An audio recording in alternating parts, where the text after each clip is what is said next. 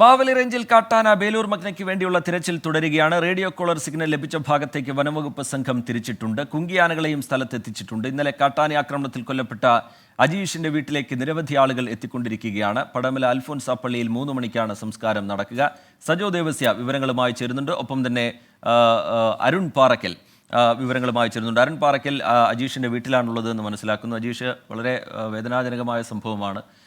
ഇന്നലെ നാട്ടുകാരുടെ വലിയ രീതിയിലുള്ള പ്രതിഷേധമൊക്കെ നമ്മൾ കണ്ടു. ഇപ്പോൾ ആ വീട്ടിലേക്ക് ഒരുപാട് പേർ എത്തിക്കൊണ്ടിരിക്കുന്നുണ്ട്. വളരെ വേദനാജനകമായ കാഴ്ച ഇന്നലെ അവിടെ നിന്ന് നമ്മൾ കണ്ടു. ഇന്നും അത് തുടരുന്നു. സംസ്കാരം എപ്പോഴാണ്?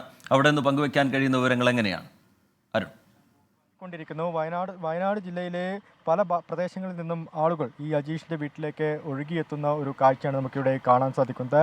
ദുഃഖം തളംകെട്ടി നിൽക്കുന്ന ഒരു കാഴ്ച, കണ്ണീർ കടലായി മാറുന്ന ഒരു ഗ്രാമമാണ് നമുക്കിവിടെ കാണാൻ സാധിക്കുന്നത്. നിരവധി വന്യജീവി ആക്രമണങ്ങൾ തുടർക്കഥയാവുന്ന ഒരു സാഹചര്യത്തിലും ഇങ്ങനെയൊരു ദുരനുഭവം വീണ്ടും ഉണ്ടായി എന്നാണ് നാട്ടുകാർ ഉൾപ്പെടെ പറയുന്നത്. എന്തായാലും ഇപ്പോൾ 1 മണിയായിരിക്കുന്നു. ഇനി 3 മണിയോടുകൂടി വീട്ടിലെ പൊതുദർശനം അവസാനിക്കും. അതിനുശേഷം സെൻറ്റ് അൽഫോൺസ പള്ളിയിലാണ് സംസ്കാര ചടങ്ങുകൾ നടക്കുന്നത്.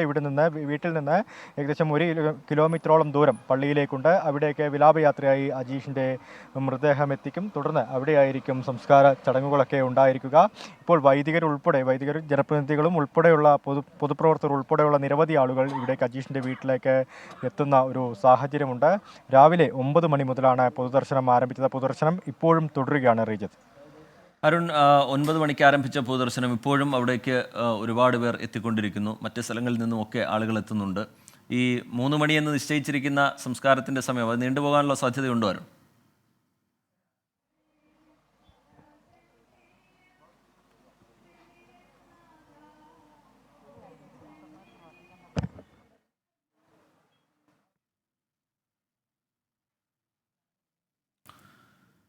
അരുൺ പാറയ്ക്കലാണ് വിവരങ്ങൾ നൽകിക്കൊണ്ടിരിക്കുന്നത്. ആ നാട്ടുകാരുടെ ഒന്നടങ്കമുള്ള വേദനയാണ് ആ വീട്ടിൽ, അജീഷിൻ്റെ വീട്ടിൽ നമുക്ക് കാണാൻ കഴിയുന്നത്. ഒരുപാട് പേർ ഇപ്പോഴും അജീഷിൻ്റെ വീട്ടിലേക്ക് എത്തിക്കൊണ്ടിരിക്കുകയാണ്. സംസ്കാരം 3 മണിക്ക് എന്നാണ് നിലവിൽ തീരുമാനിച്ചിരിക്കുന്നത്. പക്ഷേ ഒരുപാട് പേർ അജീഷിനെ കാണാനായി എത്തുന്നുണ്ട്. അതുകൊണ്ട് ആ സമയത്തിൽ മാറ്റം ഉണ്ടാകുമോ എന്നുള്ള കാര്യത്തിലൊന്നും വ്യക്തതയില്ല.